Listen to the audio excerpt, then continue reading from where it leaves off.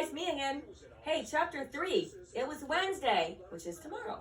Skink day at last. Beast and Emily went down the hall. On the way to their class, they passed the gym. Richard opened the door a tiny bit. They peeked inside. Mrs. Miller was in front of the bleachers. She was jumping up and down on her little skinny legs. I'm just imagining that. Snaggle doodle, said Emily. No climbing again. She made a face. Richard tried to make a sad face too, but you know he's really happy. I'm going to tell Miss Rooney, said Emily, or even Mr. Mancina. Mr. Bell wants us to climb. Richard swallowed.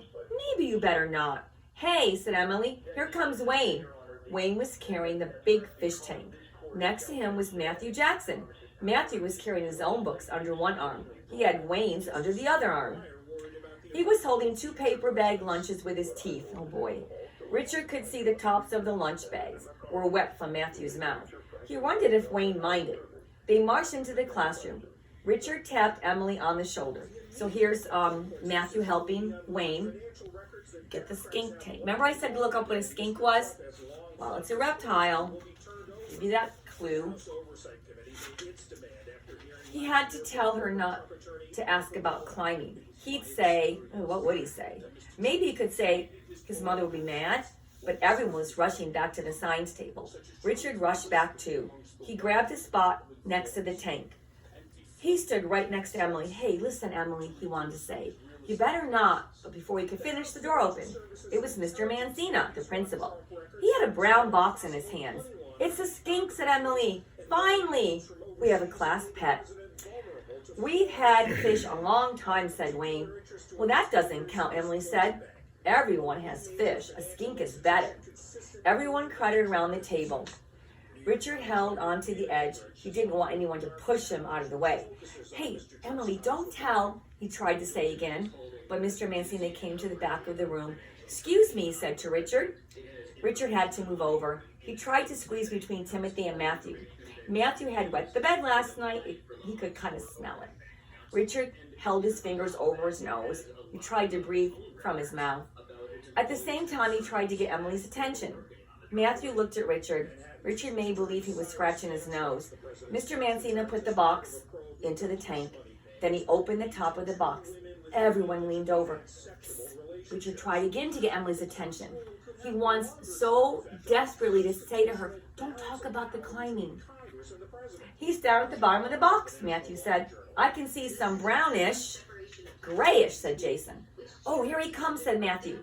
Oh, he looks like a dinosaur, said Jill Simon.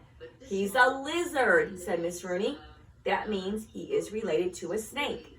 Oh, I don't like snakes, said Jill. That means I might not like a skink. Good thinking. He's cold-blooded like a snake, said Miss Rooney. His body stays about as warm or cold as the air that he's in. Remember, he can adjust to his environment, like I taught you about reptiles? Richard gave Emily a little kick under the table. Ouch, Emily said. Careful, said Mr. Mancina.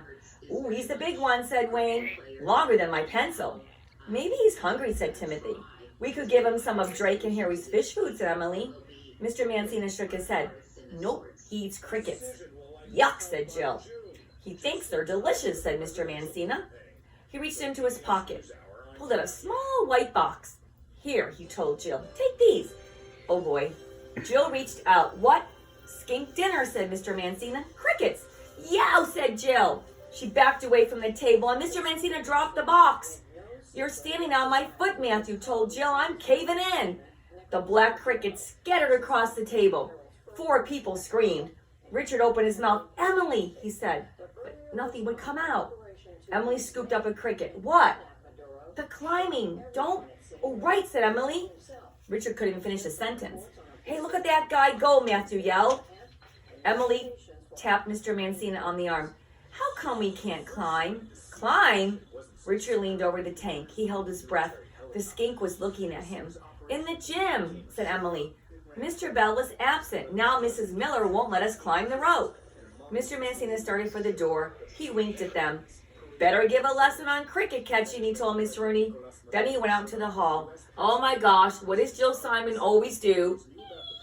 Jill started to cry. I'm not sitting in here, she said. Suppose I sit on a cricket. Yeah, he'll be squished, said Timothy. Flatter than a pancake, said Jason. Flatter than a potato chip, said Wayne. That's enough, said Miss Rudy. Maybe we'll get to climb tomorrow, said Emily. Great, Matthew said. He gave Richard a little punch. Yeah. Great, said Richard.